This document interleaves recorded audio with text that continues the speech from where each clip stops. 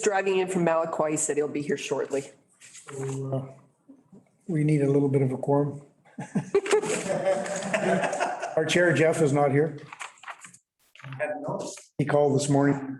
Asked me to chair. Anybody else want to chair? Deputy Mayor? I'm just a citizen in the galley. I think Steffi wants to chair. Oh, I'm good. Okay. You do a great job.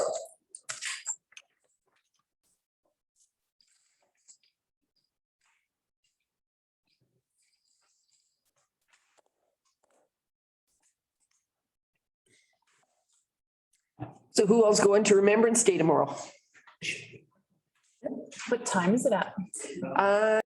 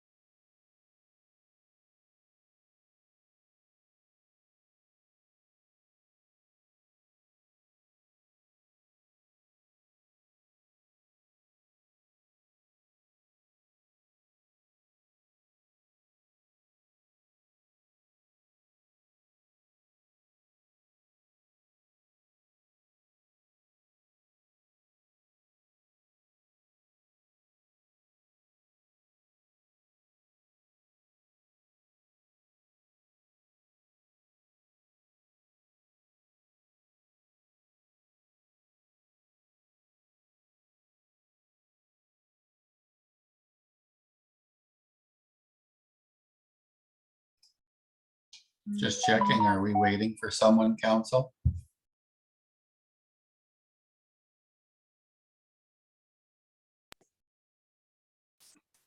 It was muted. Now it's back on. Okay, Brian should be here any minute.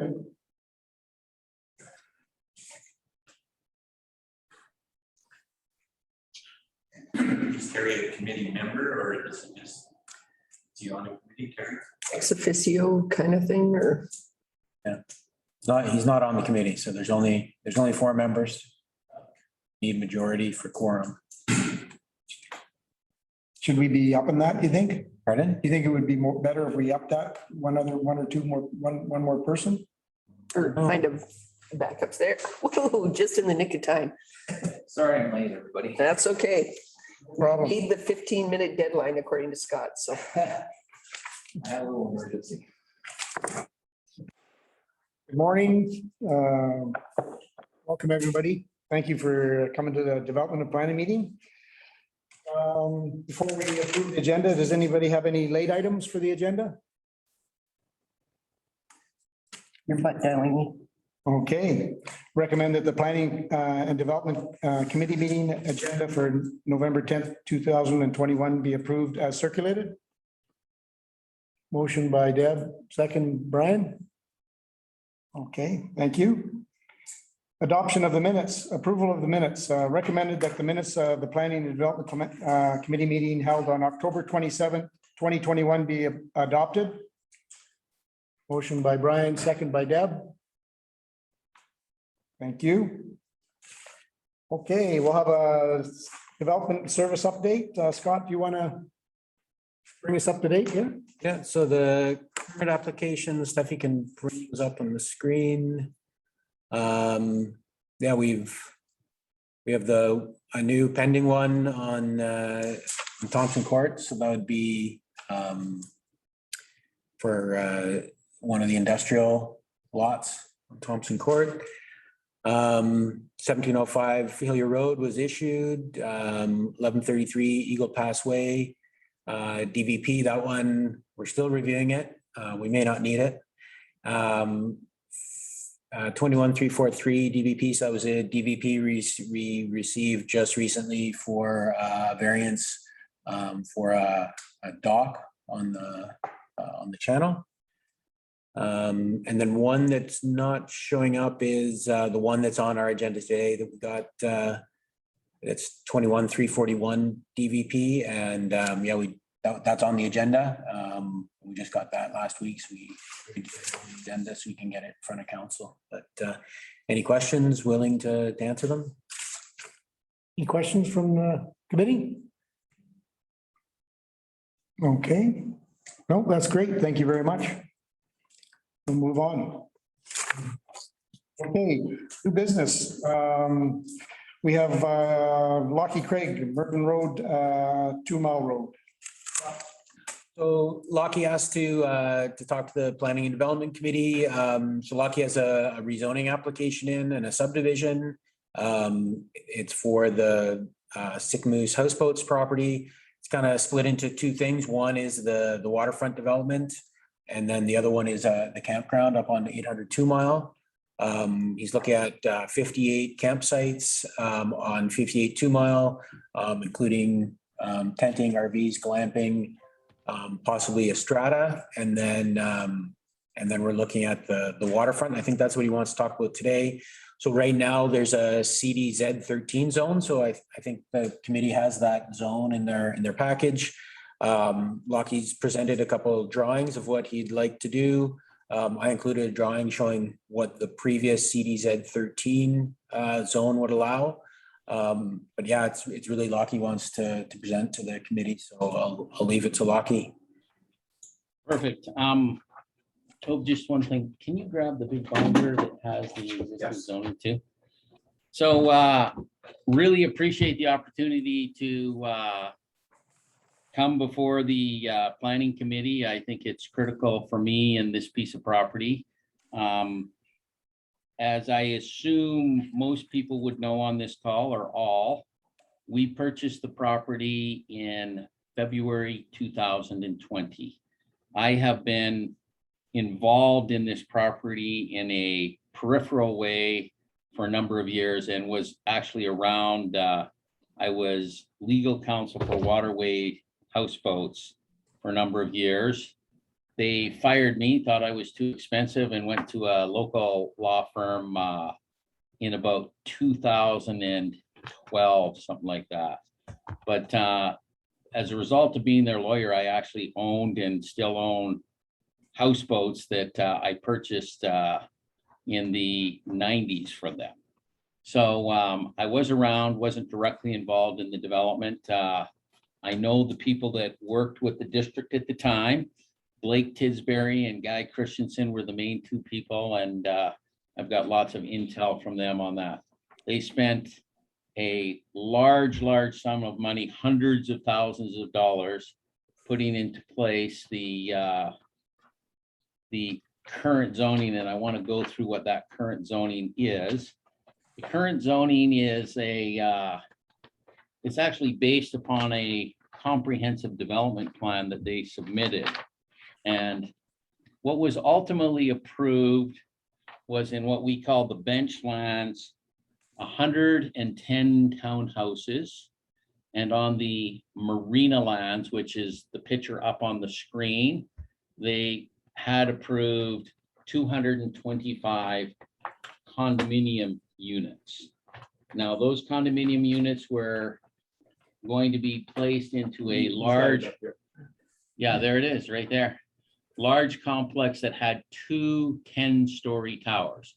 And that is what is zoned today, currently. We inherited that zoning. We like that zoning, but we are abandoning it for what we call the uplands and have actually made an official rezoning application to the District of Sicamous, and also a subdivision application, which I will get into. Part of the entire waterway concept was to greatly expand the existing marina, and they had approved, I'm going to say approximately 300 marina slips, and that's shown in area B or 2 on the map, Roman numeral number 2. We have reapplied and are dealing currently with and have had an application in since last Christmas. Does that sound right? December of last year to The rezoning? no, to get the marina Yeah, approved. since around January of this year, we started the process December of 2020. Yeah, 2020 and 20. There's two for each, one for each stock. One was December, one was January. Okay, so we've applied that. Part of the criteria for getting those 300 slips was to prove that there's a need for them based upon the upland development, and Waterways was able to get that approval and offer to have that marina expanded based upon the density that is there. So that is what is currently in place. I then will walk you through what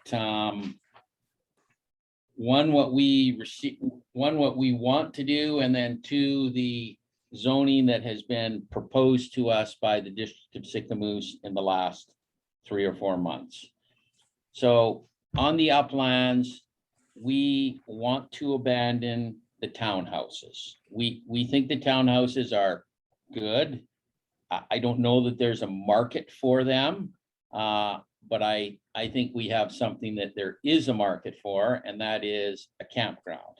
And so we have gone through a number of iterations of the campground, haven't got a complete finalized design. We are working with Victor Cumming of Vernon, BC to help us with that, and also his contract designer, a guy named Steve Hasuliak. And we are just waiting for some other things. We actually started doing some clearing and realized that there was a fairly heavy slope there. And so our preliminary plan at the time probably does need adjusted to deal with the elevation drops on that site. It's probably a 30-foot drop on the back of the site to the front of the site on what we call the bench land. So we're just trying to deal with that. The concept is to, run a comprehensive campground, RV park, glamping site with what I would call huts, or I don't really want to call them cabins, but Cabanas. cabanas, huts, cabins. That is what we would like. We have received, That's for the waterfront. let me grab the, it's, we received a proposal to have a C5 zoning for that. I don't, it's up to you, Scott. You can put it on the screen, or I can just talk about it. What's your preference on that? I don't think we need it on the screen. I think everybody has the C5 zone. They have copies of the bylaw, so they can look at the C5 zone if they want. And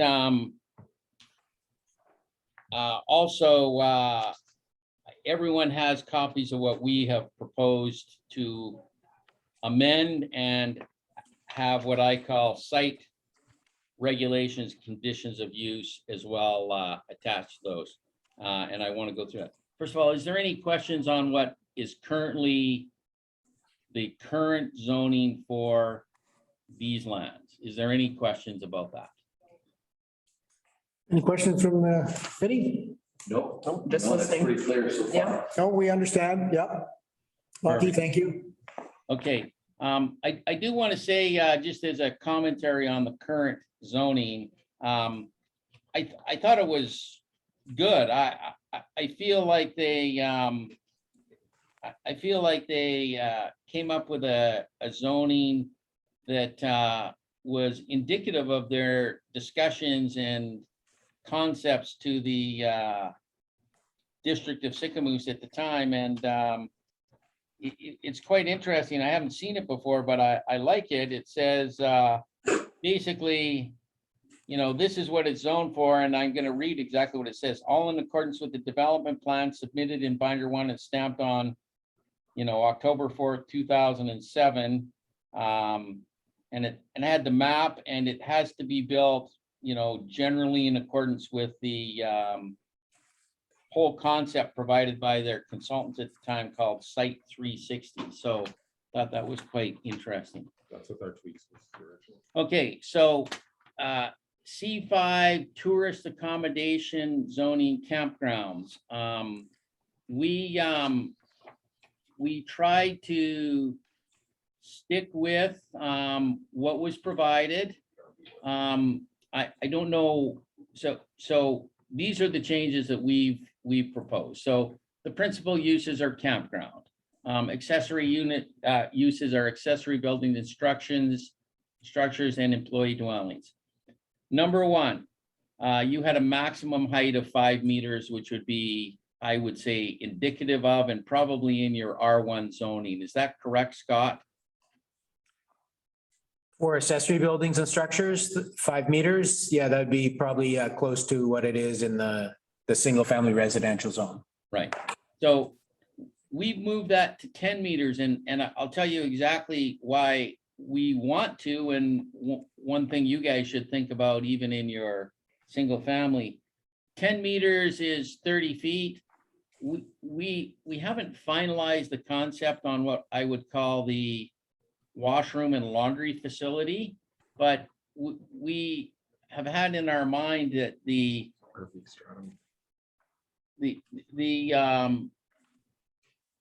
is this one that? That's the one that Sarah sent back that has the strata walls. Okay, The RV. okay, sorry, yeah. We might want to put our staff accom building or our staff accom suite, you want to have an on-site manager on site, and we think it might be best to be in the second story of the check-in building. So 10 meters is 30 feet. Yeah, a lot of elevation off the highway on that site to begin with, but I don't see any reason why you guys would have a care about whether we build a 1-story or 2-story building. And, you know, you can build a 1-story building in the 5 meters that was proposed, or 2-story, but pretty tight. And, you know, it does inhibit your architectural design depending on what you want to do. The other thing we proposed changes to was the setbacks on the camping sites from the exterior property lines. It didn't fit within our plan. The other thing is they had minimum parcel area of 1 hectare, which is 2 acres. I don't know, this site meets that, but we're hoping to have similar zoning across the street at 900 2 Mile. Is that the name of that property? 902 miles to Creekside property. Yeah, that's right. We'll get into that later. And then minimum frontage, didn't think we provided. What we've asked for is to have the current log home as a permitted use, and we use that for staff accommodation for our staff that work at the marina. And currently there are 3 full-time people that live in that cabin, and we want to continue that use. We don't think that the value of knocking it down outweighs the value of keeping it and using it for a greatly needed use right now for that. When we sent our C5 tourist accommodation comments, Sarah actually sent back to us a RVP 1 recreational park zoning. And I think we did actually provided comments to this one as well. We did, yeah. Yeah. And so that is really what we have moved that to. And I think other than these site-specific things I want to talk about, the rest might be accommodated for in the RVP 1 recreational vehicle park zoning. That is, we wanted to say as an alternative to all being camping spaces, we wanted to put in tree houses, huts, cabanas, tiny homes, and cabins. And we're totally okay that these are recreational properties as opposed to residential properties. We're happy to keep that concept intact on this. The other thing, though, that we've considered, and just wanted to make sure this was clear to everyone. Right on the escarpment, we have considered building what we would call a small lodge, where we consider ourselves experts in operating small lodges and have a number of them that are in our portfolio. And what we've asked for is a minimum or a maximum of 30 short-term stay guest accommodation rooms with a pub or dining room of no more than 5,000 square feet. We view this potentially and want to build it as a 4-season campground / RV park, so that people can come with their sleds and stay here. And we think having a small pub there to accommodate those people would be very good. We consider ourselves experts in food and beverage, and we think we can add an amenity that would be quite welcome in the district of Sicamous and in the town itself area to provide dining for anyone. Of course, we wouldn't restrict it to the people that were there. And we currently run 3 similar lodges like this, and we also run a cluster of cabins in the Golden, British Columbia area as well. The other thing that we included, because it wasn't clear in your zoning, is that we want to have some storage. There's some perfect places for storage. I don't know who's been up there. I assume that the 2 counselors have been up there many times. But right in the back where it kind of looks like the old gravel pit, we want to use for storage. And we're happy to restrict that storage, not to the public, but to anyone using our facilities in in either the marina lands or the campground lands to store their snowmobiles, boats, campers, and trailers. And so wanted to make that specific in the zoning. When Sarah sent back the RVP1 zoning, we added in the zoning. We made fewer changes to, but we had the same site-specific regulations and conditions, which included the current log home, the concept of glamping, which is a little more than just campers and RVs and tents and tent trailers. It includes the cabanas, huts, and tree houses. We're actually quite intent on trying to build some treehouse sites, and if you can Google them, we think there's lots of cool ones in the area where I live, which is Waterton Lakes National Park. They've started to build some of those, and they're actually a huge hit. So I don't think that I suspect that the RVP1 zoning is probably more appropriate than the C5 zoning, but we can live with either one if we can make sure that we get the site-specific regulations and conditions that we've added. And I'm happy to take questions or comments on any of those right now to talk about the uplands, let's call it. Okay, thank you, Lockie. Any of the committees have any questions? So when you talk about the campground part of it, is that, so that's a campground where people come in for short term, or is that an RV lot that you would have an RV on and you can keep it there and maybe have it for the year? What's that look like? So good question. So I know who I'm speaking to. This is Brian Anderson, Lockie. okay, Brian, appreciate that. We want to try to be, and I know it's the impossible thing, but all things to all people. Yeah, it sounds like. Yeah, and so we currently have in our preliminary plans what I call, or what Victor Cumming calls, Class A mobile home sites.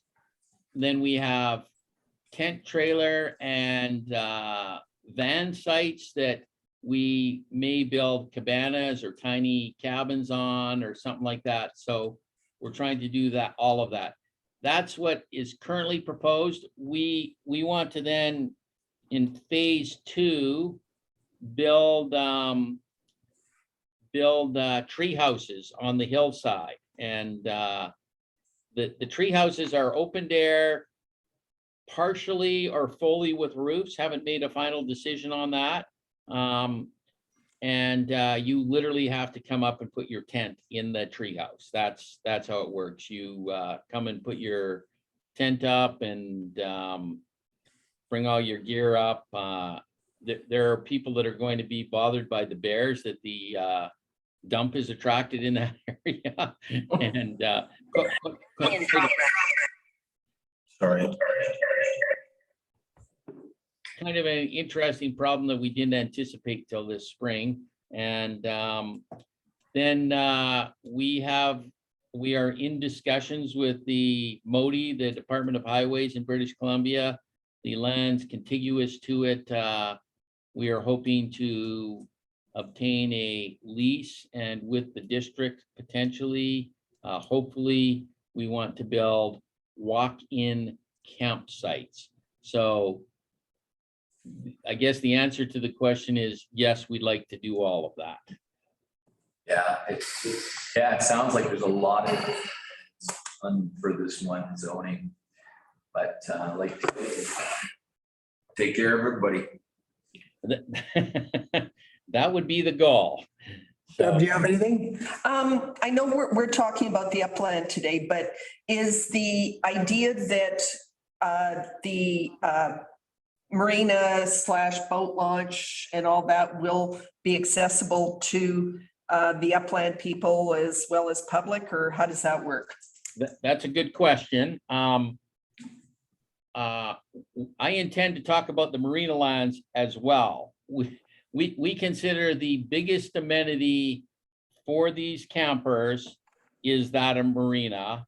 And it is our intention, and certainly I want to make sure that everyone understands, because if this isn't the case, then we're misrepresenting to the front counter of British Columbia that the marina is needed for those sites as well. The short answer is yes, we intend to provide marina slips with campsites. And the idea with the parking then is that they come back to the campsite to park? Well, After they drop things off, or? the parking, as you know, is always such a big issue. So let's talk about parking, because it's the reality of every site. So we imagine people coming with their camper and their 1-ton truck and their boat behind them. So we assume that they're going to come in and drop their boat somewhere, and we'll talk about that, and then go park their camper at their camper site. I do not believe that we will have boating. I don't believe that we'll have room for the additional trailer in the campsites. So that is, there's two places we want to park them. One is up the hill in the gravel pit on the uplands, or two down below. Our plan and the waterways plan. Scott, if you could go back to the original concept plan. If you look, it's not really it's hard to see, but all of the stuff across Highway 97A on the east side of Highway 97E, not on the benchlands, on the flatlands there. The triangular piece down below, Yeah, right next to the highway, right at the corner of 2 Mile and the highway. yeah, right. You know, and back of that site is where we're putting up that coverall structure right now.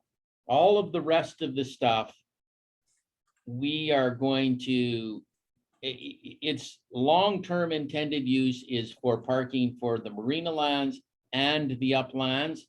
We intend to hire, our goal would be to pave it eventually, but hire probably Steve and Victor will have, either they or they'll have someone that have competency to do that. But we need to come up with a whole bunch of, well-planned boat parking sites or boat trailer sites. That will be a big issue for us on both the uplands and down below on the marina lands. But that entire area, save for the coverall tent, which was eating up almost none of what could have been parked on, is intended for parking. So that is where we intend boat trailers to be parked, and they're parked right now for the houseboat operation. People that are bringing their own boats, they park them there. So that is the plan, is to park it there.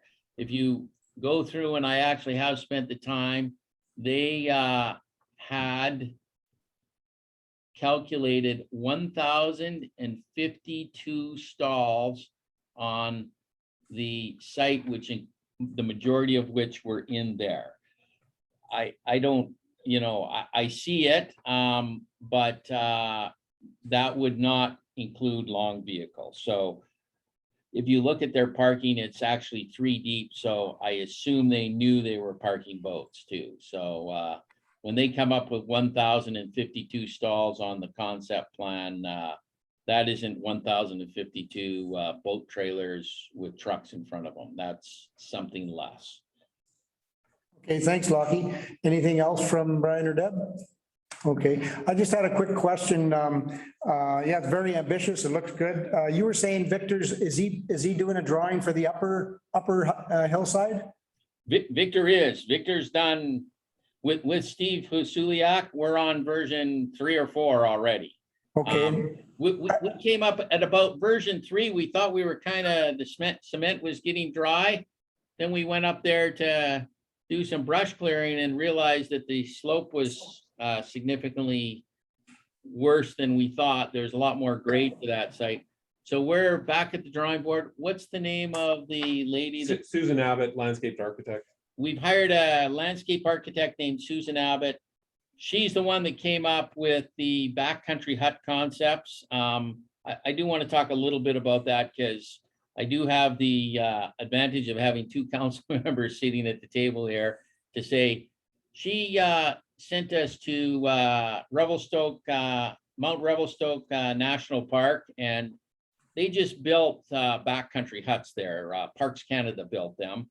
We went through those huts, happy to send pictures, and you can certainly stop by and look at them yourselves. What they did is they have backcountry huts that have no kitchens or washrooms in them. So they're really just sleeping accommodations. And then you use the outhouses that they have on their site. They have no sewer and water at that site for individual ones. And then they have a common cooking area for all of the huts. We haven't made any decisions yet. My impression is it's pretty cheap and easy to add some very simple cooking facilities inside. And so that's where you kind of get the crossover between the cabin and the tent. What's colloquially referred to now as glamping. So she said these sites are, you don't need the turning radius. So where you guys are tight for RV sites or even tent trailer sites, we think you should put these huts in as opposed to doing that. And then you can make some slightly bigger than our original plan RV sites. Okay, so you'll ballpark, when will you have those drawings done for the uphill side? I would assume, they're working on, we talk every week to them. I'd like to say by the end of the month. Yeah. Okay, That might be Okay. ambitious though. And we're happy to share them as soon as we get them. And I think we've shared a few reiterations of version 2 or 3 with various people inside of the district, and want to be an open book. So when we get them and we're kind of happy with them, we'll send them on to you. Certainly more of a development permit thing, but I'm totally fine on the rezoning and zoning space to include you guys so that you know what our thoughts are, and welcome feedback. We want to provide what the public needs and wants in the area, and we think there's a far greater need for this than 105 townhouses. And so that's our goal. We think having, whether it's a motorhome, a tent trailer, a tenting site, or a glamping site, a tiny cabin or a backcountry hut concept, that you can put your boat off a marina and obtain fuel, we think is very, very big in this market. And it doesn't really exist there yet. thank you, Lockie. This is really big proposal, and I trust you'll work with staff. I just had one other question on the CD zoning, the old zoning. Yes. Do you want to keep that? Is that what you're trying to say? You want to keep that CD zoning plus you want to change into an RV? No, we want to, on the uplands, we'll now move to part 2, the marina lands. On the uplands, interesting, we don't have a separate title, but I've seen it done before, where what we would propose is your zoning will say on this parcel, on the lands above the bench or on the bench above the highway, the zoning is this, and we want to completely abandon the 110 townhomes. We don't want them. We are not going to build them. So we do not want the current zoning on the uplands. That then brings us to the bottomlands. Yeah. I don't want to move off the campground because this is frankly our passion and our focus right now on that site. And the bottom part isn't really our passion right now, but we'll get into why that is. But is there any other questions on the uplands and our desires? Is there concerns? Are you okay if we keep the cabin, the current log home? Are you okay if we park predominantly boat trailers, but we hope in the winter there's 20, 30 snowmobile trailers up there too. Are you okay with our proposed site-specific regulations and conditions of use? And if you want to think about them and have either Scott or anyone of the committee engage us directly after, happy to talk about it. But I think we've been pretty clear on what we want. Yeah, no, this gives us an idea what you're planning on doing. I think you continue to work with staff, and I imagine Scott and Sarah will bring it back to the planning committee once you have some more drawings. Yeah. And we have a very big schedule today, so yeah, I think if everybody else is finished and you don't have anything else that you want to add, we'll move on, and we appreciate your proposal. Yeah, okay, now I do want to talk, and it's not going to take as long, about the west side of our site, the marina. Because there is a little bit of a twist to the marina. Okay, if you can make it fairly short, because we have a pretty big agenda. I'll be 5 minutes and then you guys can kick us out, no problem. Thanks, Lockie. Yeah. What is currently in place, as you know, is 225 multifamily units in a complex that has 2 10-story towers. Also is the houseboat operations and waterways. We don't have the intellectual property on this business that they do on the houseboat business yet, but somehow, somewhere, they came up with the magical number of 60 houseboats was the optimal operation that they have. So their current zoning envisions a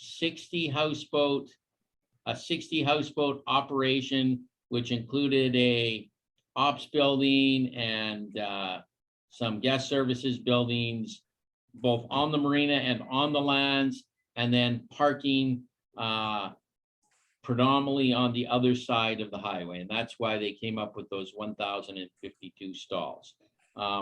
We want to keep that. We, insist on it. And we have spent little time on trying to understand, is 225 units the right number there? Is 10 stories the right number? We don't know any of that. Haven't spent the time to do that yet because our focus has been on the uplands. We have no current intentions of moving it forward. Our desire is to keep our current zoning. If you want to rezone, we have marked up the C3 waterfront commercial zoning proposals. And I do have some general planning comments that I think are worthwhile saying to this committee in particular. The one thing that was a little surprising to me about the proposed C3 waterfront commercial zoning, and I've chuckled about this with a few people, including Victor Cumming. I've said, every planner, when they go to school, they have a little session called bad developer planning. All developers want huge density and minimal parking, blah, blah, blah.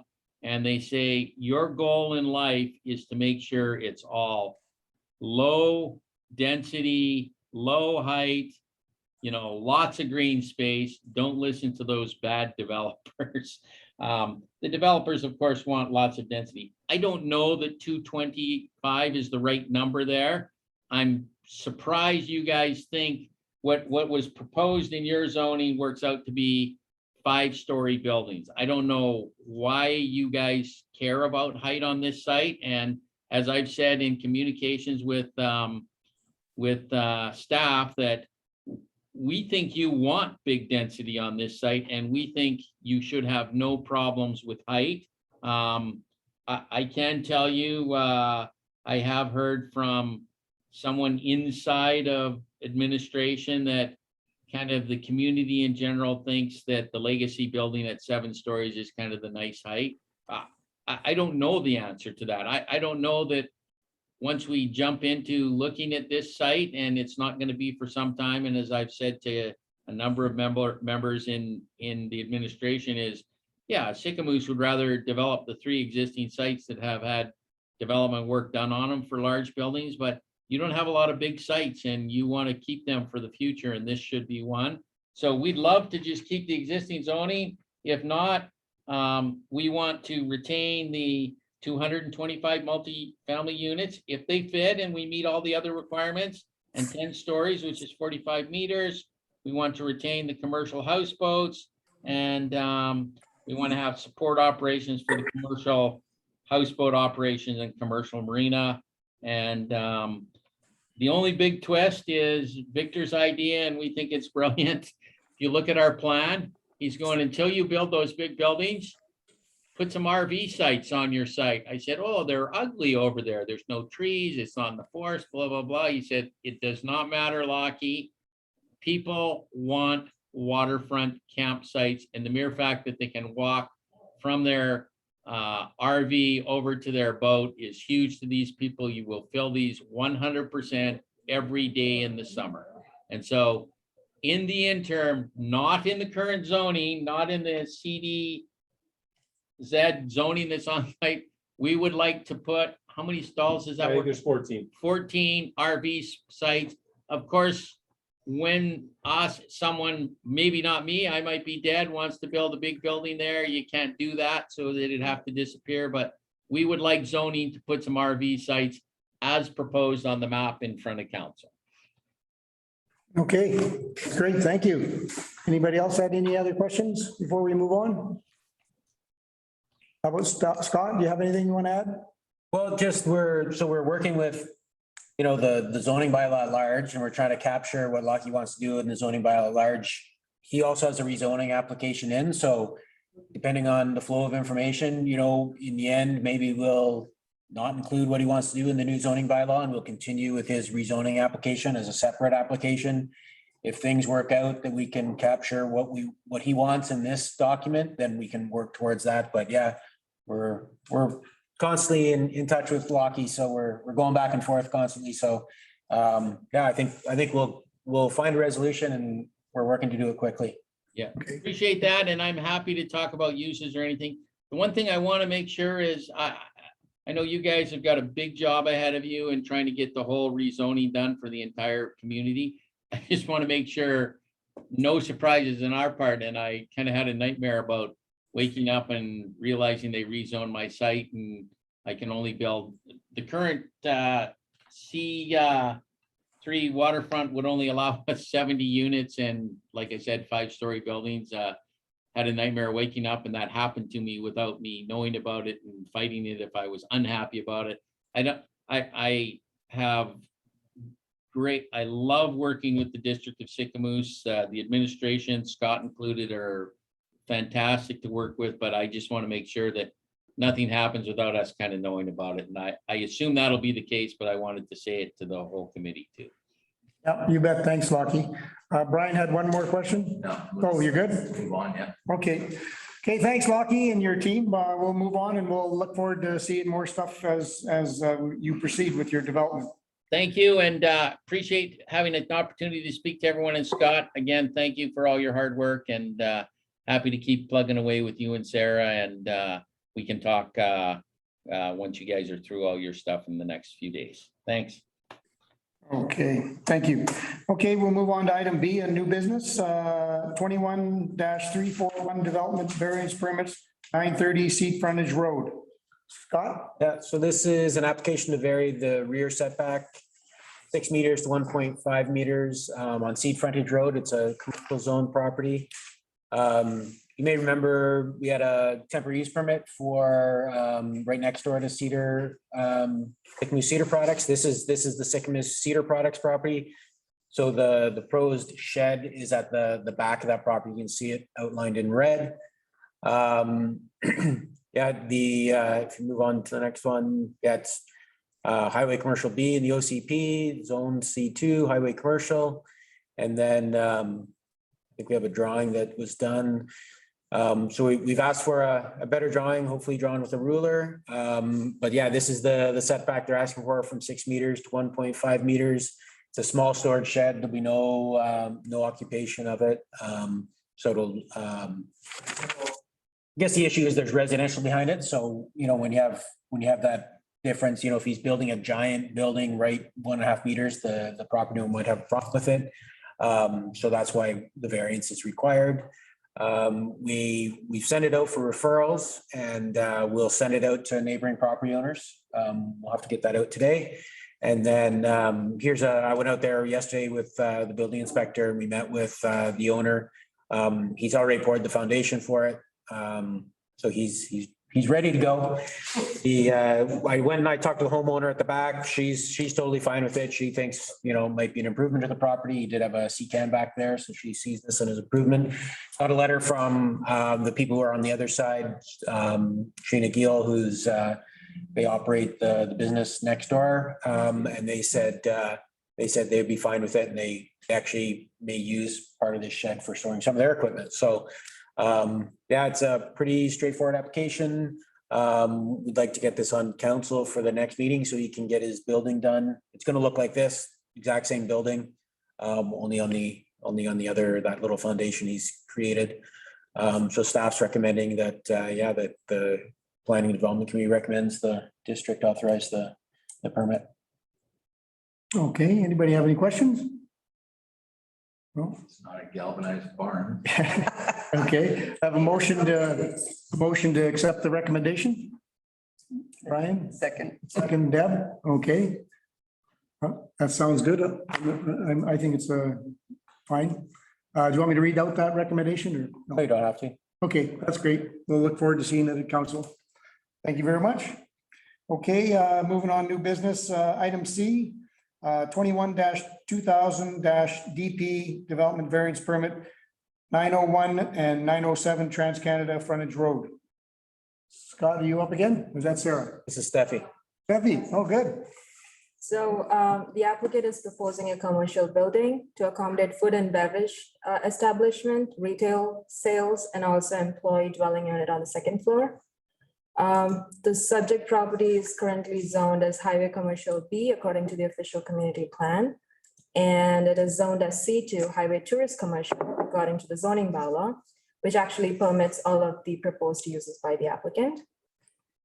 Coming to the site plan, so the parking is spread across like north, east, and south of the property, and the building is placed. So the building and how the parking is aligned in a way to minimize the noise and light to the adjacent residential properties.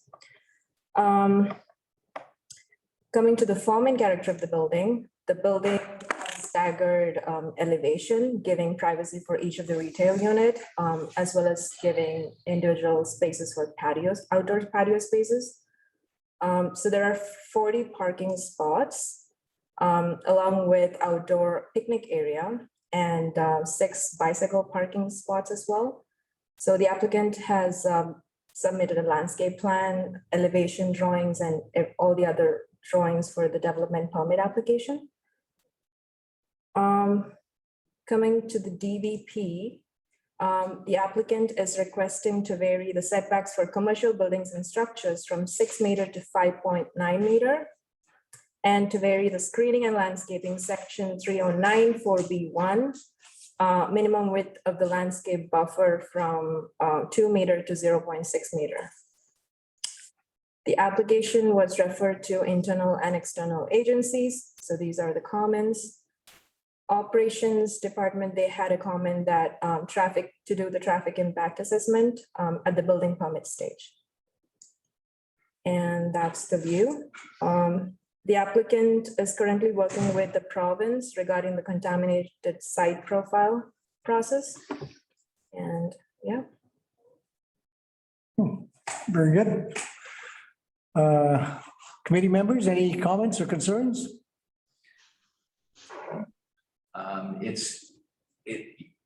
It looks like a good project. Good access off of frontage road to access, very nice. And looks like the project will be Okay, We've talked about it before and the fact they were willing to add the staff housing, and that's a big positive, and highway commercials. okay, And as it's Amr here, I'm the one that submit the application package. In regards to the traffic study, we've already engaged a traffic, somebody to do that study for us. And we're going to be quite below the threshold in order to do an expanded study that takes like the 9-month period with the Ministry of Highways. We're below the 100 cars an hour threshold. So I think that's going to come together quite quickly, and you should probably have that within the next 2 to 2.5 weeks. okay, that's great. Thank you. Scott, anything else you have? No, this is Steffi's. I think she's recommending approval, so leave it with her. Recommending the PDC to approve to the council. Okay, can I have a motion? Oh, yeah. Deb, Brian, and unanimous, all in favor? Yeah. Okay, that's great. Thank you very much. Well, Thanks, guys. yeah, you bet. Okay, moving right along.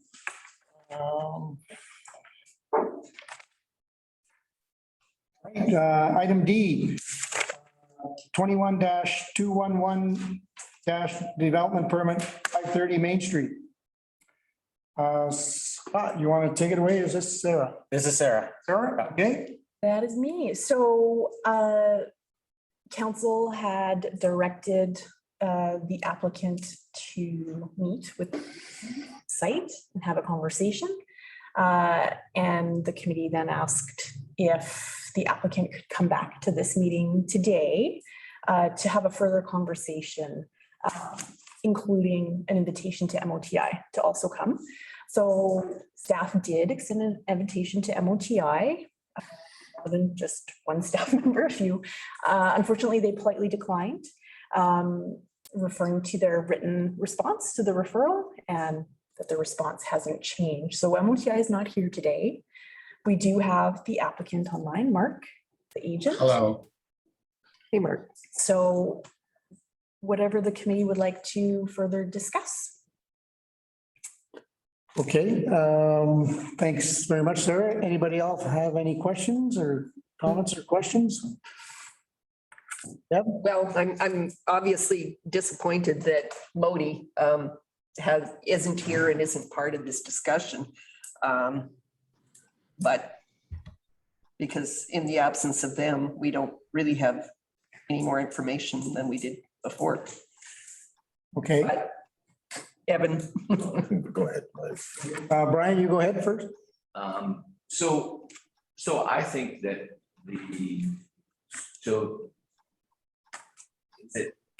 I just want to ask you some questions so the fact that when we met the proponent on site, the discussion was that we would have this other part of MOTI that would come out and they would come to the site and have their own assessment. And that hasn't happened. And so I think my big concern with this one is the fact that there's 2 separate parcels. And when the 2 parcels should be together as one, that's not the case, but they should be together as one. When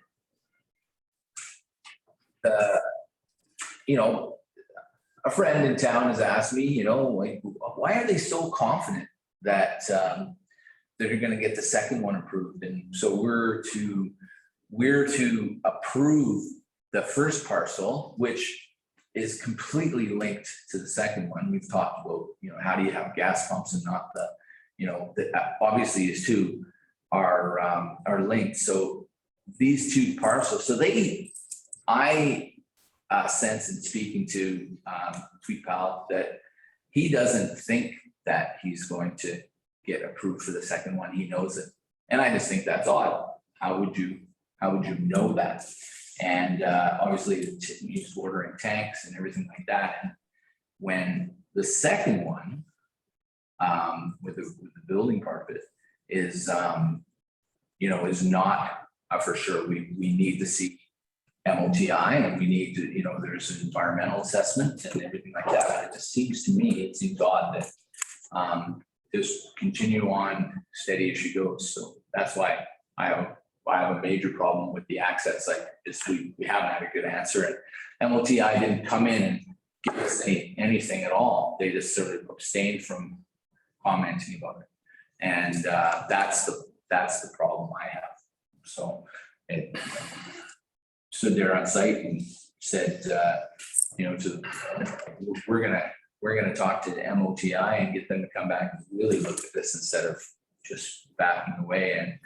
And he said, yeah, fine, let's do it Wednesday. And it hasn't happened. So that's the issue I have. So. Okay. Scott, you want to comment? Yeah, so MOTI kind of has a very clear, policy, and if it's not 4,500 square meters, they're not going to get involved. They've kind of said that. They have said that. So if you look at this drawing, you can see like the white blank square in the middle. That's the property line is just to the south of that. So all that land right now, the district has an agreement to maintain the boulevard, the sidewalk, everything else. They have an agreement with MOTI to maintain that. And that agreement would essentially have to be amended to say, okay, we're now going to include, the remainder of it, not just the sidewalk and stuff. So I would think the next step would be, Fleet Powell's going to have to come up with an agreement with us for the work he's proposing in the boulevard area. So we're going to have to bring MOTI on board for that agreement. So MOTI, District of Sickmoose, and the developer are going to have to come up with an agreement to address all that land that the district maintains, that MOTI has technical ownership of, and we'll get there eventually. But yeah, you're right. It's a big question. Why isn't MOTI coming and saying, hey, we're willing to enter into agreement, or these are the conditions that we're willing to enter into agreement? Yeah. We haven't got them to come to the table yet. And I think that will come. It would be, little bit absurd if we're making Sweet Powell do work on MOT land and MOT then comes and says, we don't want that work done on our land, and it blows the whole project up, right? That's the risk. And that's the risk that Sweet Powell is taking. And yeah, the district, that is a risk for the district as well. I guess with the blanked out area, when he applied originally, he applied for both properties. I think the intention was probably to consolidate them, but with that contaminated site issue, it essentially froze that piece of land. Yeah. So he wanted to move forward so he can try and get his tanks in the ground and things. Obviously he's confident that, he's going to get something on that property. The building is as it is. He could probably change the sign and call it a gas station and, accept people in there to accept payment or something. But yeah, it's the changes to the facade of the building we can control, not necessarily the inside, but the drive-throughs. I mean, that's his risk as well, right? Yeah. It's going to come back to this committee. It's going to come back to council, and the risk is going to be, hey, what if the configuration of the drive-throughs doesn't get a development permit? So he's kind of taking that risk on as well. But again, looking at the permitted uses, I think, there is a solution for the traffic. Staff's recommending that, the project that is as it is, the development permit we're looking at now be approved. We're going to have another crack at it at the next development permit. We have that agreement that we're going to reach with him. Building permit stage, again, we can have another look at the servicing and the traffic. So, staff's fairly confident, we can walk this through. Hopefully have MOTI engaged at that point, and we have some more answers at that time. But yeah, we're disappointed that we don't have all the answers to the questions. Yeah. But we feel we have all the answers at this point to move this forward. Yeah. And I understand, okay, we'll get them on the next one. And I've heard that before in other scenarios. And if you think that you would have a legal problem now, try and have him do all the work on the other property and then say no to that one. See how that goes. Yeah. His repair's gonna come down hard. I'm saying that I'm not a lawyer, I'm not, but I'm just saying, I've heard it before where it's like, we'll let them do this, but we can stop them in the next stage, and it never stop. So that's my perspective. And yeah, I'm sorry I interrupted you, Evan. Oh, that's okay. Think, Evan, you want to speak before I do? Yeah, so Mr. Chair, everything that Scott said is obviously true and specific to our request to have MOTI weigh in on this outstanding issue, which is 534 Main Street. Okay, 534 Main Street's the building. This DP is for 530 Main Street. As we all know, it's for the vacant land. The previous application, you'll notice, and I got it in front of me, the summary of referral responses that were part of that DP that Steffi prepared. MOTI, approval not required since the total area is less than 4,500 square meters. At 530, there's no building on it. And MOTI has used the same answer for 530 as they did at the previous application. They don't get involved. Now, I assume they mean building, not total area, but MOTI has made it clear that in terms of 530, which is what this DP is about, we have no objection and we have no jurisdiction. It's below 4,500 square meters. We have no issue.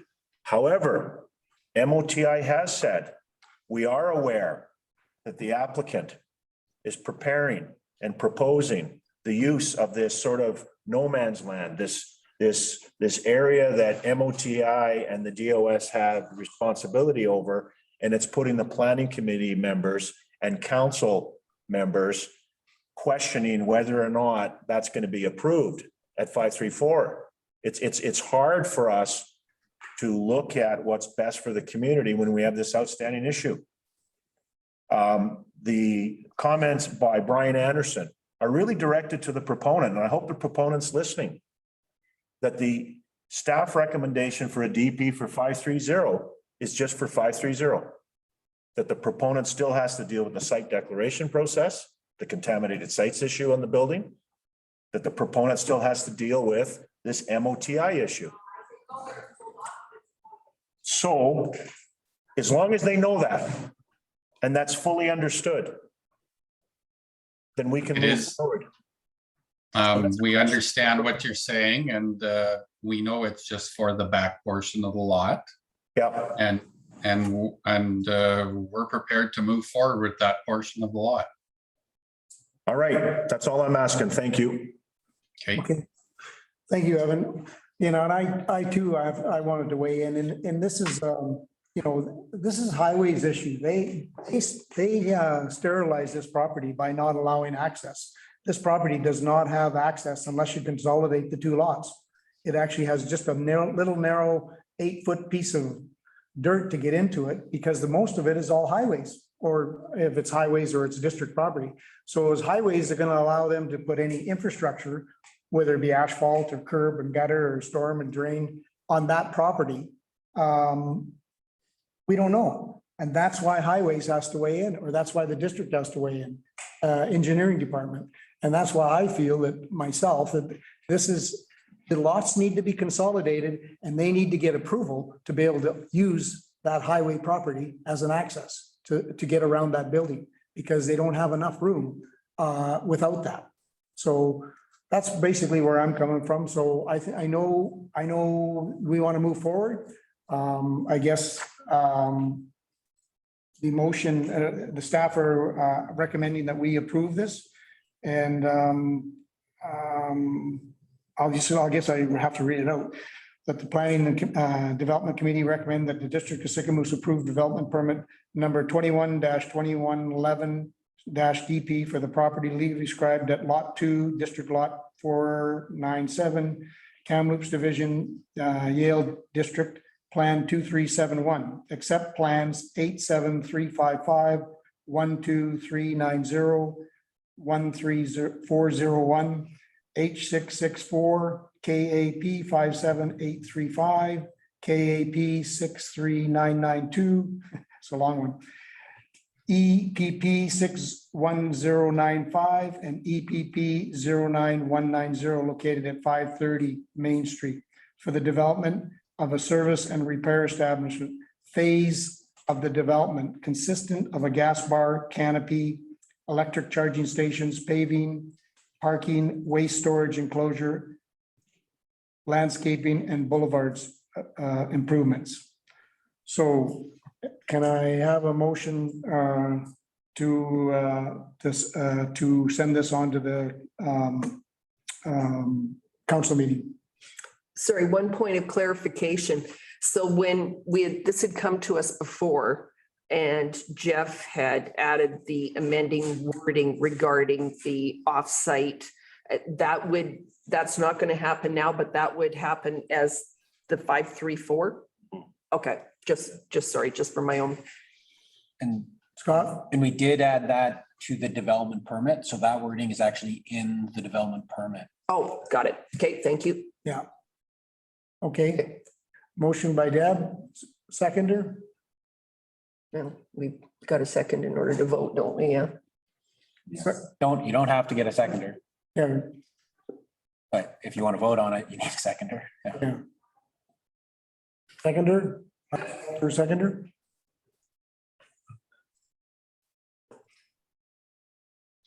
No seconder? I'm not gonna second it. Okay. Eyes on the table. Yep. Back on the table, defeated. Back in Will it go to council tonight? middle council. Yeah. Okay, that's good. At the end of the day, council has the final say. This is an advisory committee to council, and that's what will be advised to council. Okay, thanks, Evan. We did have a counselor in the galley here wants to say something. Well, not as a counselor, just as a. Thank you. I'm just curious, there's one member of the committee missing. Did that member ask yourself to chair in his absence? Did that member indicate how he wanted to vote on this agenda? I guess Scott, you can, he didn't mention it to me. And if he did second it and they voted and it was a tie, it would be defeated. He asked for a proxy vote. That's all I'm curious. Yeah. Yeah, he didn't weigh in either way to me. He just asked me to chair the meeting. Yeah. Okay, we'll go to council tonight. Yeah, just to clarify, I did talk to Councillor Malmus yesterday. He requested a proxy vote if possible. But he respects at the end of the day, it's a council decision. Okay, Planning committee has done a lot of the due diligence, has asked the tough questions. We all know what the issue is. The issue is this outstanding issue with MOTI. We now better understand why they're not here today on the DP at 5:30. That's a standard response they give to any property that's less than 4,500 square meters. We know the situation with the second DP. Now council decides on the staff report this afternoon, regardless whether Councillor Malmus had a proxy vote. Even if he voted in favor, it's defeated. So it doesn't really change. Council will deal with it this afternoon. Thank you. thank you, Evan. Okay, moving on, new business, item E, District of Sycamore zoning bylaw number 1000, 2021. So, yeah, so what we presented last time, we had the red line version, and then we kind of accepted all those changes that we discussed, and then we provide another red line version with some of the other changes, an updated map, and then maybe Sarah will talk about some of the revisions that we've done and we're working on. Maybe going back to Lockie's thing, like, as we're Lockie's probably the person who's most interested in this process, and we probably talk to him weekly, if not a little bit more. We've applied the C6 zone to his property, so he was talking about C3, so we actually came up with a unique zone for his property.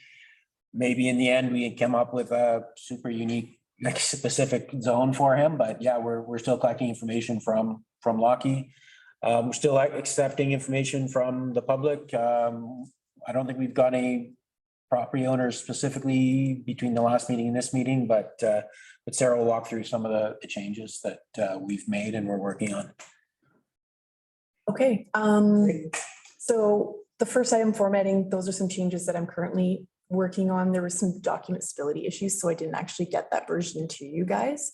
And it was simply an alphabetization of the general regulations, just to make it a little easier to find what we're looking for. So you don't have that currently, and you don't have updated page numbers currently, which was what I was trying to work on. So definitions, I did earmark a few to ask questions about. Those are listed on the next slide. It's okay, Steffi, not yet. With the zones, I reviewed some of the OCP character areas along Riverside Ave there to relook at the C3. So it looked largely like it was still a good fit for the Riverside transition character area. We did add an additional use to the C3 zone for boat storage and a height, just to make sure that it was lower and it was in the back of the parcel, like what the character area is saying. In that review, I did notice some things for the waterfront character area in the town center. So there's some revisions to the C4 for amenity bonusing. It has to do with providing a public amenity area for the walkway exclusive of the walkway dedication. So that's in there. And I think it had a slightly different amenity bonusing for residential density than what we have in our general regulations. So it's got a slightly different one. So part of that review, there were some mapping questions that were raised in terms of where we have that C4 zone that we'll get to. We moved drive-through, neighborhood recycling collection, and casino into accessory uses. Casino, I think, is still a principal permitted use in the town center zone, and C2, so the highway commercial. Right. That sounds fine. Okay. So for swimming platforms, so we finished reviewing Flinro's comments because they have this whole guidance document for things like swimming platforms. We added a maximum surface area. And we also clarified the definition of swimming platforms just to make it clear, like there's no roof over it. That was actually a comment that we had from someone who came in and from the community that came in and met with us. So there was that, and it came out of provincial guidelines. So for cannabis, updated the term. So our old bylaw, we had copied over what we had. It was for medical. So now we're just talking just cannabis in general. And that's a permitted use, obviously, as a farm use. Right? And then it's a permitted use in the industrial zone. We've got quite a few production facilities in our industrial zones. So that's been updated and it's been earmarked for further review because I know that the federal government has been working on some legislation for processing, so creating secondary products. So I wanted to have a look at that and perhaps have something in there for council to consider. It may end up being a separate piece for an amendment later. We'll see how far we get. Mapping. So I actually added the zone. So our last version that we brought to you guys, we had the new zone for houseboat operation to better fit what Lockie was wanting to do. Better fits with TA structures up on Old Town as well. And the healing center zone. So we actually mapped them in. That's on your current version of the map. Previously, I had added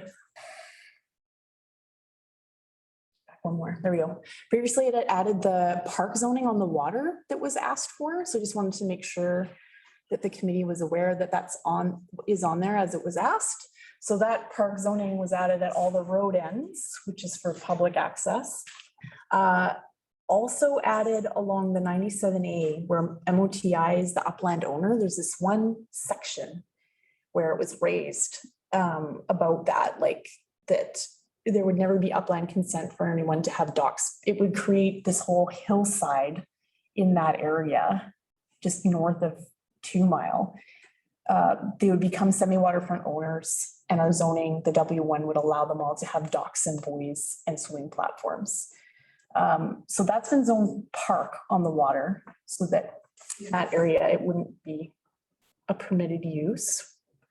Someone could still make an application to MOTI to get upland to do it and to the province to get a lease, because they'd have to have a lease on the water in order to do it. And at that time, we could do a zoning amendment if that's the direction that we want to go.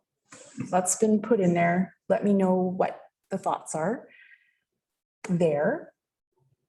So next slide. So we have more specific questions. So that was one of the specific questions, that park zone along the 97A on the water. So Riverside Transition Area, getting back to the conversation around the C3. So there are some existing R1 and 2 zone properties there that they appear to be used residentially. I haven't applied C3 on them, and I wanted to clarify if that was something that you were asking for.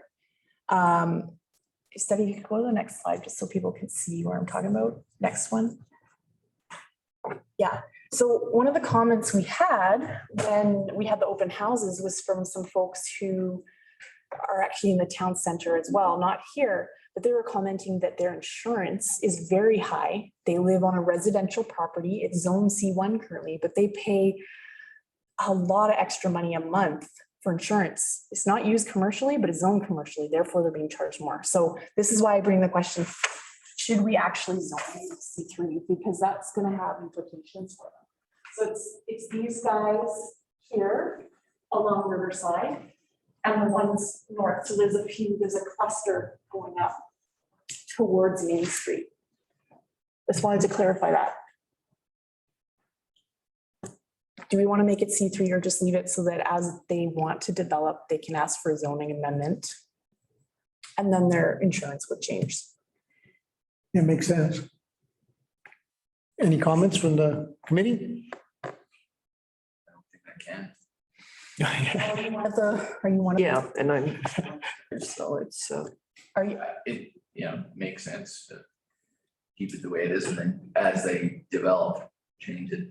But like I say, I own one of those properties, so I can't really talk about it. Okay. I mean, you could come later as a property owner and ask, like if it's currently zoned R1 and you want it to be C3. Yeah.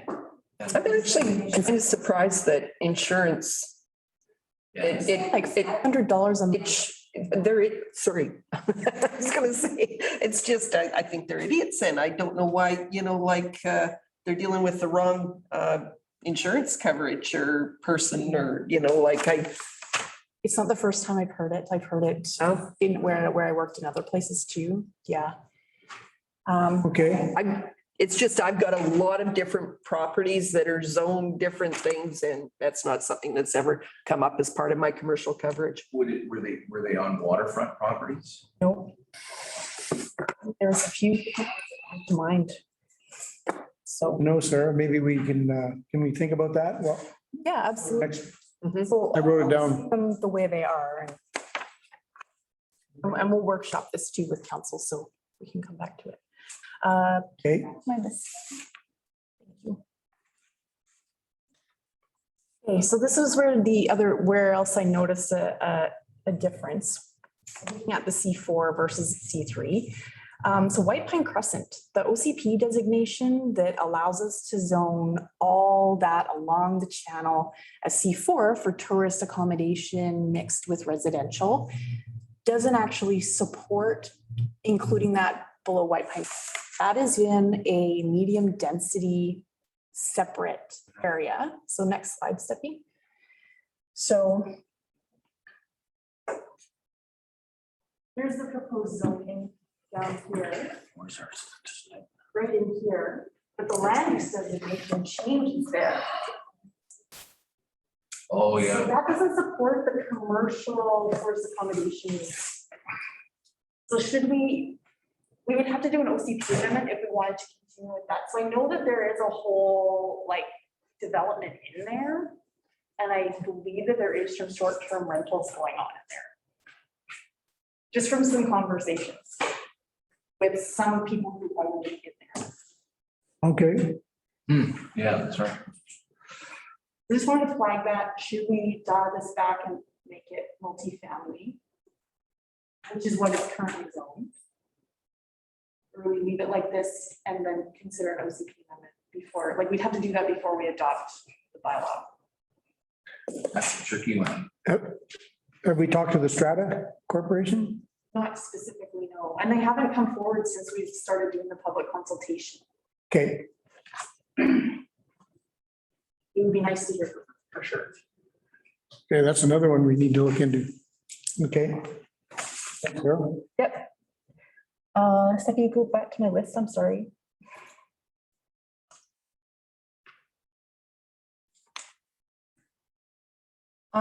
So Eagle River, I know I've had some comments on the Eagle River from a few different counselors in the past before we started the consultation process on this. Off your mask.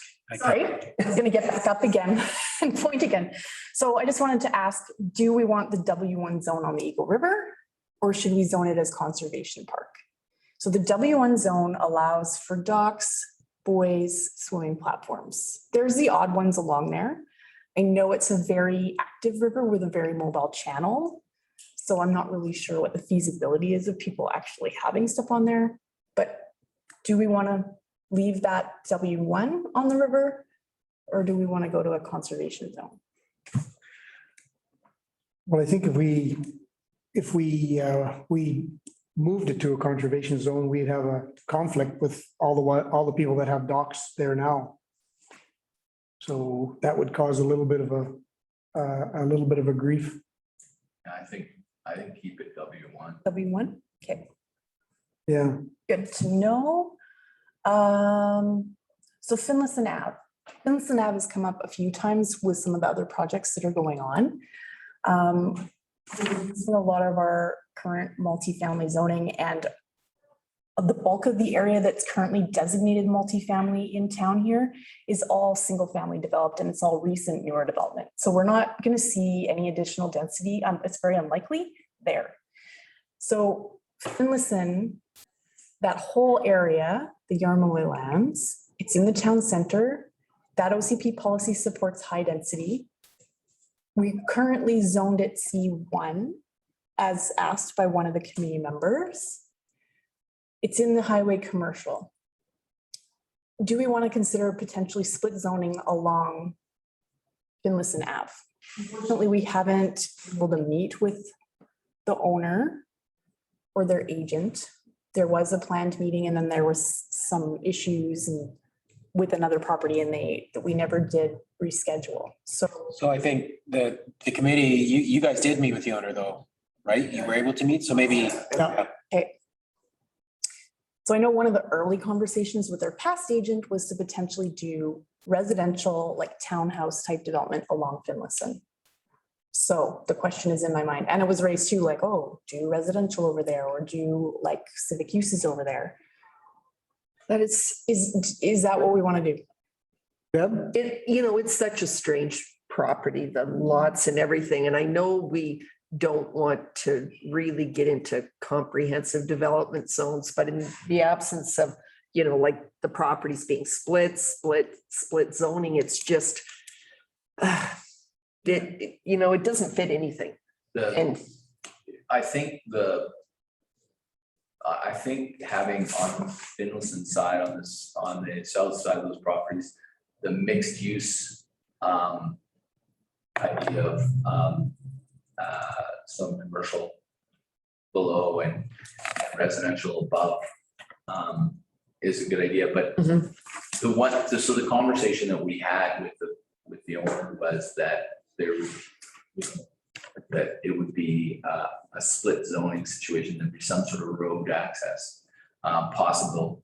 There was the possibility of that. So I think they need to come and talk more with the planning committee and get a more clear view, because those lots are really landlocked, and we're dealing with kind of the same thing on the property that we talked about earlier, where there's one access, and you've got this long property and then the highway, a frontage road of some sort, or a road splitting those properties in half makes a lot of sense. But it's something to I think a conversation with the owner is pretty important, because it's a pretty important part of our town, and it's a big piece of property, and And it makes it less complicated that it's one owner. Yeah. I agree. I think, Leave it as C1, don't necessarily, sorry, this was my other question, was like, because it's highway commercial, do we give it the highway commercial zone? Right? Or do we leave it as C1, well, I think, which was one of the asks? and I think a conversation might revolve around highways as well, on what can happen there. So I think we should reach out to the developer and the owner, landowner, and tell them we're getting close and want to just make sure we get it right. And to Lockie's point that, you know, he wants to be part of the process and he, you know, he's not trying to influence anybody, but he wants to know what's happening and maybe put some input in. And I think the owner here is in the same situation. Right? Yeah. Yeah. No, thank you, Sarah. I think that's what we should do. All right, okay, so then there was some, you're welcome. There were some uses that I flagged. So kennel, that definition allows breeding. I just wanted to find out if there was any appetite to keep that in there, or remove it, puppy mills. Yeah.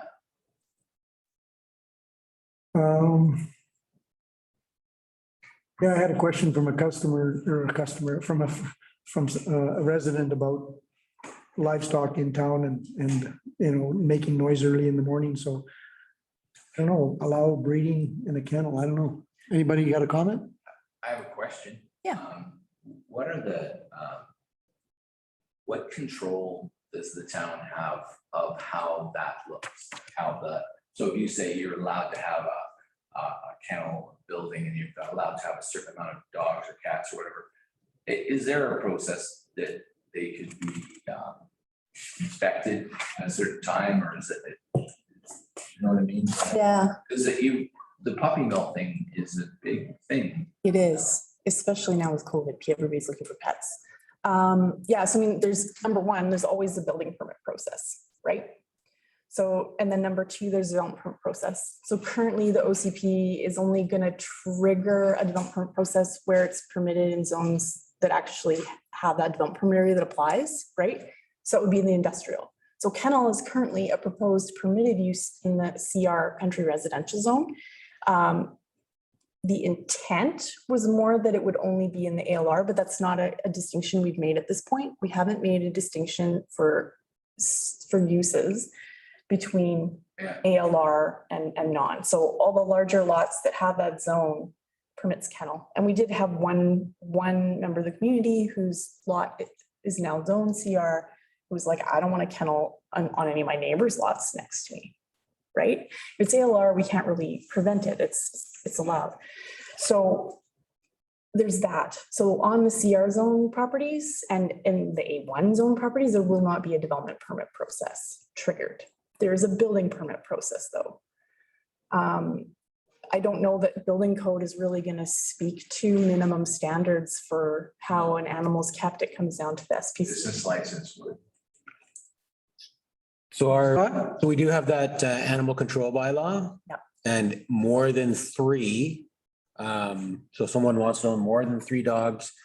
They'd have to be a retail pet sales, licensed vet, licensed animal groomer, licensed kennel, or licensed animal breeding business. So that's the threshold, is more than 3.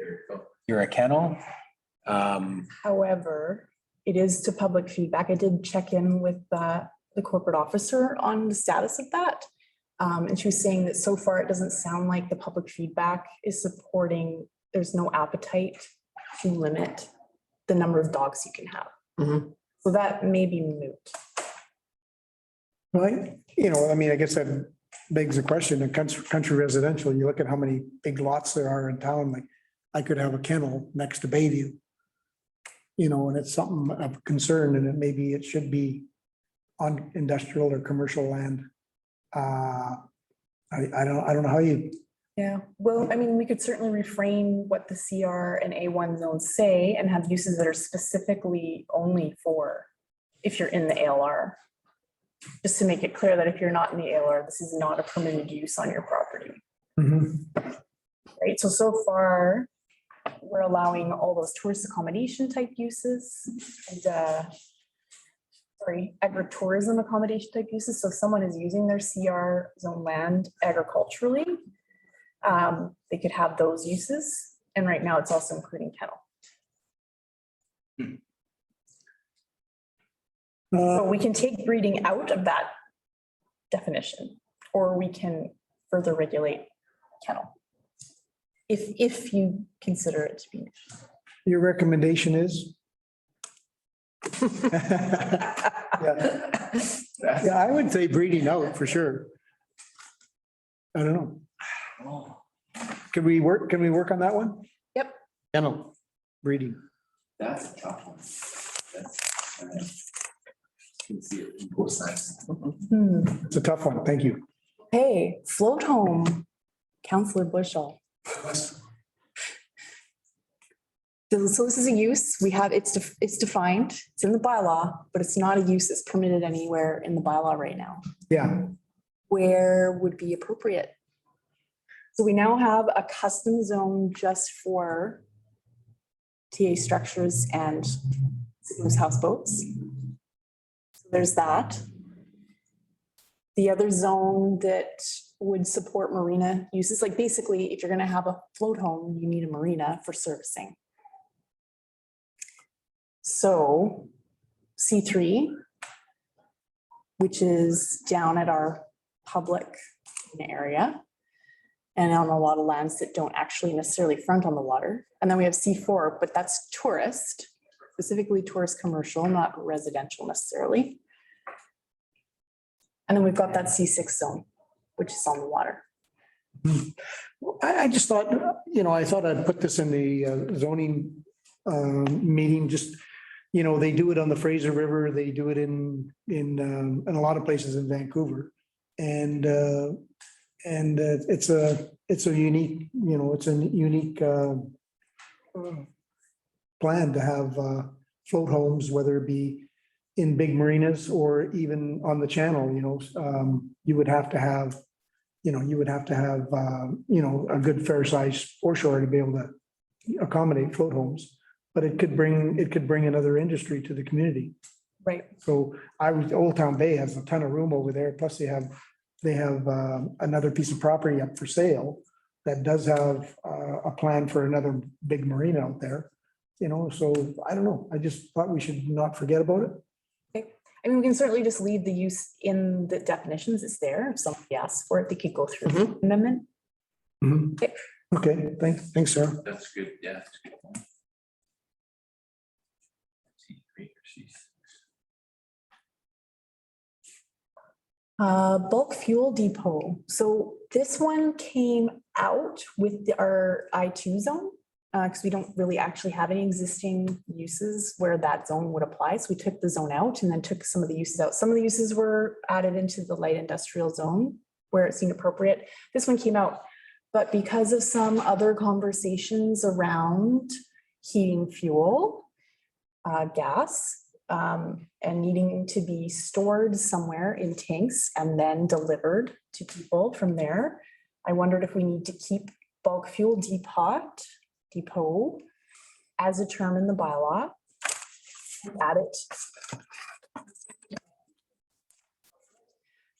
Was to make that specific. The bulk fuel depot actually includes a bunch of different things. It's not just gas for heating, like propane, for example. It includes other things. We could also define it under utility. But utility is permitted anywhere, in any zone. Okay. I1. Anybody have any comments? Yeah, I think it should probably be put into a zone. Need to be louder, Brian. Okay, I think it should probably be put into the zone. I think that I1, so industrial, I don't know. Can't hear you. But a civic, maybe the works and services civic zone, Right. Okay. Works. That could be, it's P2. I think that it's a good idea that, it's a very, real thing that could come up. I agree. I mean, I think it should be put in a zone. we have a piece of property on the highway and it's right next door to a residential, community. And it's highway commercial and they, Esso from Montreal wanted to put a bulk plant in there. And we hummed and hawed with them for a while, but I just thought, what would the neighbors think about a bulk fuel plant being next door? I know it's highway commercial. Yeah, so we're talking industrial or civic use as a service, like a public service. The other alternative would be as a utility, which could be anywhere. And then, yeah, then it would open up that property for something like that. So P2 is works at service.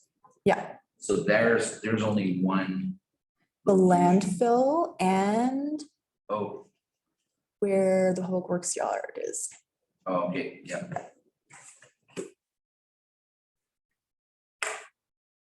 So there's no reason somebody couldn't come and apply for a zoning amendment, but they could also cooperate with district or someone who already has land zoned that way. But if we put it in I1, that opens up all those as well. Right.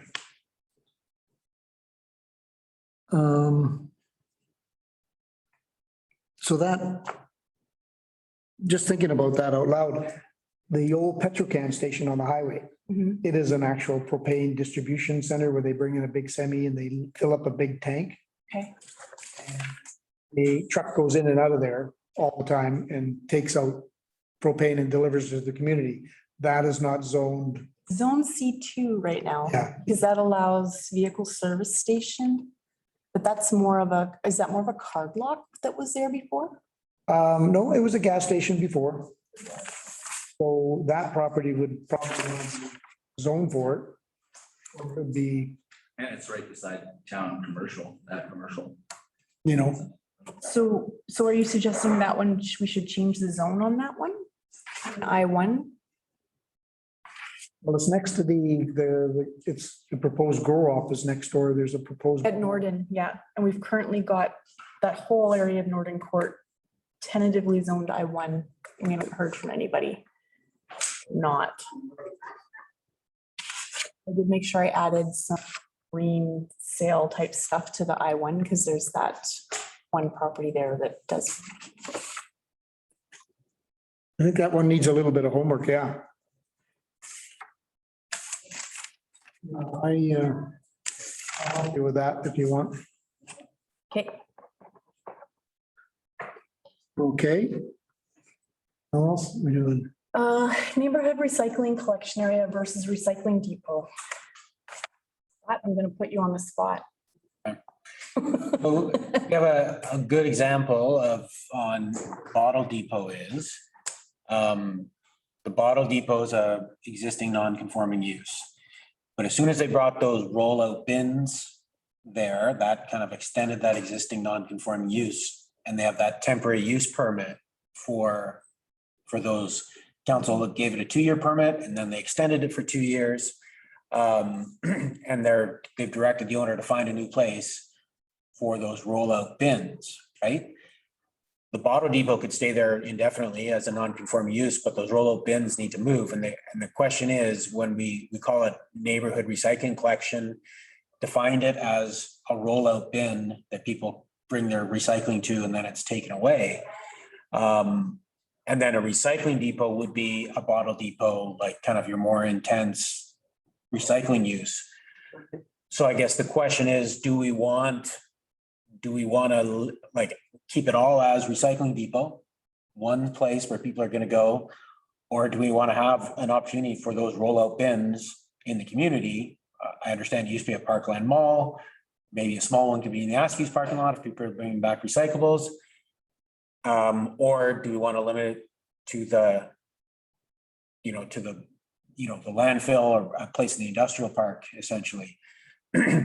Keeping in mind that if we add recycling collection area to C1 or C2, which the current Bottle Depot, I think, is zoned C1. So if we added it to C1, he no longer needs that temporary use permit. He has no motivation to move his operation. So it's one that a lot of communities, I'll say, allow those rollout bins that you can put your recycling in to be in commercial zones or some other zones. So I guess what does the committee recommend going forward? Comments? I think that I understand people's issue with that location, but I think if you have a number of locations for recycling bins like that, those roll-out bins, it's better for the community. It's better for people living in town. It's a sort of a double-edged sword because you don't want it beside your place or your business and everything, but the more access people have to it, it's better for it's better for the community. I think that's just my opinion. So take it. I think that I would say that if you put it in the commercial zoning, then they would be able to keep it. But I think it's the lesser of two evils. So that's just my take. Deb, you have some comments? I know I had raised the issue of the definition of neighborhood recycling collection area because it did sound like, like if you've got a business, then that's one thing. But as soon as you start saying neighborhood, that seems to expand the. And so I kind of see what Brian's saying, but I have an issue of scale. And as I mentioned before, when those guys were applying to extend their temporary use permit, they're doing a better job than I expected, but there's still issues. And from a scale perspective, the site really isn't conducive to what they're doing. It's too close to the frontage. So if they suddenly become an approved use under the definition of neighborhood recycling collection, I don't know. That's not what we said before. And I guess I still have an issue. I did like it over behind the mall, but again, it's kind of a scale thing. They had huge, big, dumpsters that the trucks did over there. So, does that suddenly make that okay somewhere else? Like I didn't like it when it was at the True Value. When it's front and center on your frontage, it's. Yeah. Yeah, no, I hear you. The definition could include some scale definitions, like it's one of those bins. And I think they're fairly standard sizes in terms of what a roll-off truck can carry. Mm-hmm. So you could just be like, you can only have one of those. I don't know. Okay, Brian? Could there be rules as far as screening and setbacks from road and Okay. Yep. Yeah, I agree. I don't know. I'm not trying to. I just think it could be more places for people to, especially I think of the seniors, walking or taking a scooter and having places that they can recycle. They're a big part of our community. So yeah, I think there's a lot of people who just don't generate enough waste to make it worth their while to pay for collection service. Yeah, They don't necessarily have a vehicle to go all the way to the landfill. And apparently this facility here in town doesn't take everything. So you still need to go to the landfill. Yeah. So that's kind of a good point, I guess. It's a separate thing about the seniors home and the facility. If there was the ability for a recycling location in there somehow, and that's kind of just maybe off the track a little bit, but it just. I mean, they may have a service already, right? And they may not be our target. And that's their other people that live locally. Okay. Okay, thanks, sir. That's if you want to do a little homework on that one. Yeah. So last one. So this was raised a few times. Everybody looks at Malcolm. Houseboat storage on residential properties. So there is a restriction. It's not a permitted use in our general regulations right now. So I think that as staff, we had taken the position that if it's inside a permitted accessory building, there's no issue. The question is where it's outside And it's, you know, if someone's parking, you know, their ski boat on their property, you know, we don't have an issue with it, you know, monster RV on the property. I don't know what our bylaw says, but generally people accept that. So how is a houseboat different is the question. And if it's well-maintained and it's, you know, not sitting on the front lawn, then, you know, what does the committee feel, or does it need to be regulated? How should we regulate it? Size, insurance, one issue is, you know, Yeah. when insurance is off a vehicle, that's when, you know, it's never gonna move. Yeah. Deb? I guess my concern is, for instance, I've got a neighbor over on Riverside that has built this, you know, like poly structure that is huge and ugly to cover the great big freaking boat they've got. And, you know, it's like inevitably it seems that once you've got something like that, you end up with these ugly structures covering them. And so when you say it's inside an approved, you know, like I'm guessing the poly isn't an approved accessory building, but it's to turn into that. That and tarps. They didn't get a building permit. That's not yeah. Yeah, it's just, you seem to get into tarping and poly and. Yeah, it is a major thing. If you look at the old waterways site on Riverside Avenue and you know, it's a 6-foot set fence, but then you see all the structure. That's what you do when you have a houseboat, is you build a structure on top of the houseboat and you have this tarp that comes over the top, and it is it's just definitely a thing that happens. I think maybe it should be inside a designated building, like a permitted building. Property designated for outdoor storage. Yeah. Yeah. Okay. Or you've got screening, you know, like we talked, but yeah. I mean, that's triggered by commercial industrial properties, right? That's the thing when it's on residential, right? And we have businesses in town that storage facilities for these things, you know, they, you know, I think about that too. You know, you can go and take them to a storage facility, you know, Yeah. outdoor storage. And, That's a tough call, because I know a guy on Capel there, he had a houseboat in his backyard and it was screened, you didn't even know it was there. It was fenced and everything. You didn't even know the houseboat was there. So, yeah, and it was backed onto a commercial lot. So it kind of didn't, it's not a problem, but the problem arises when people start taking larger boats to their small lots. You know, and I know the one in Capel, it is a large lot, so there was lots of room. But if you just took it to a small residential lot and you wanted to put your houseboat on there, you know, what's the difference between that and a bus or like our big RV or a big fifth wheel? A semi. Semi. Another way to do it is to keep it as it is. It's prohibited, deal with it on a case-by-case basis. And not a site-specific regulation asked. Yeah. Who are doing a good job of screening? Mhm. Have a certain lot size, half an acre. You know, certain Yeah. setback, you know, you're half an acre, certain setback, you know, screened. Can we require screening on residential though? Yeah. Yeah, Well, we could for outdoor storage of a houseboat. Yeah. right, okay, yeah, okay.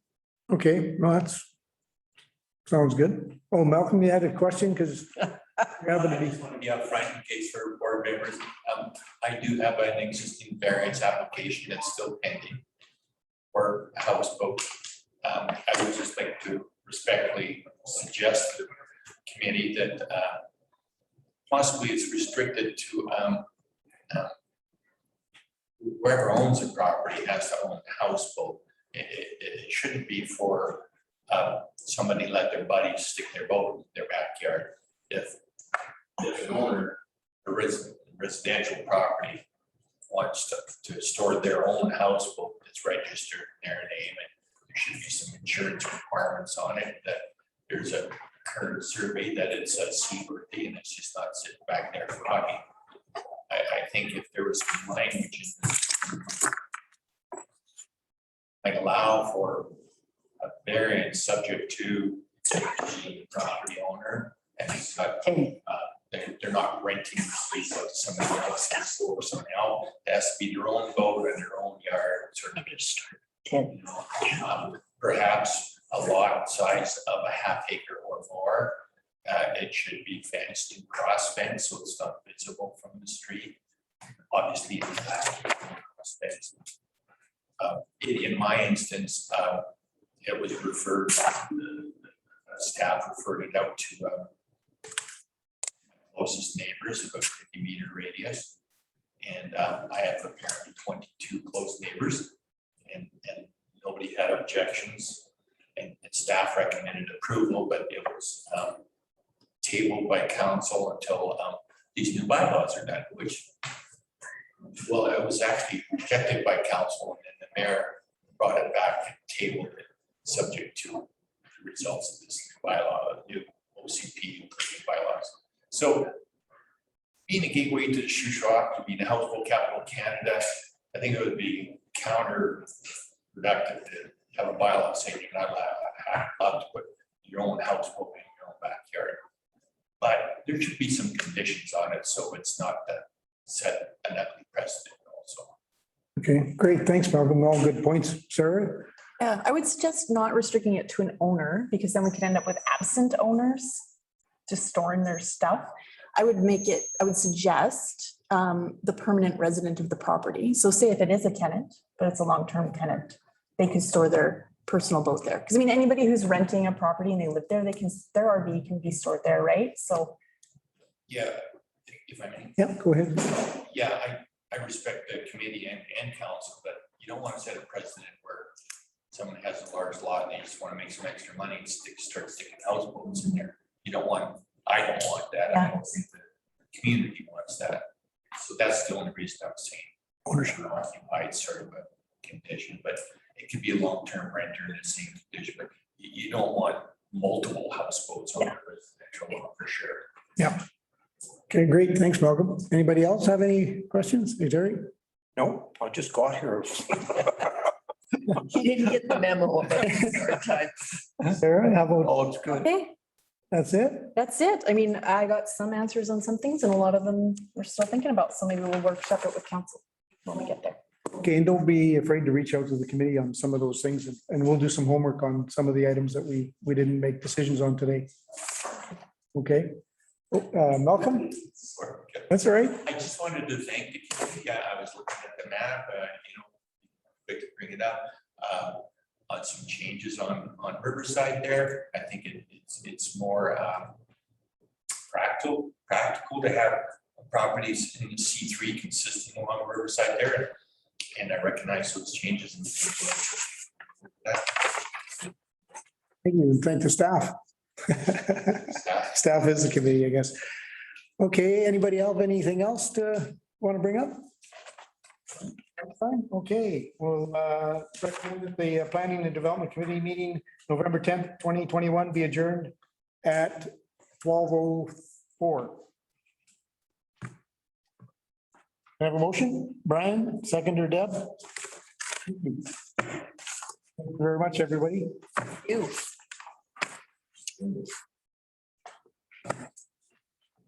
Lunchtime. I had that large coffee after dinner, so for the last hour I was going.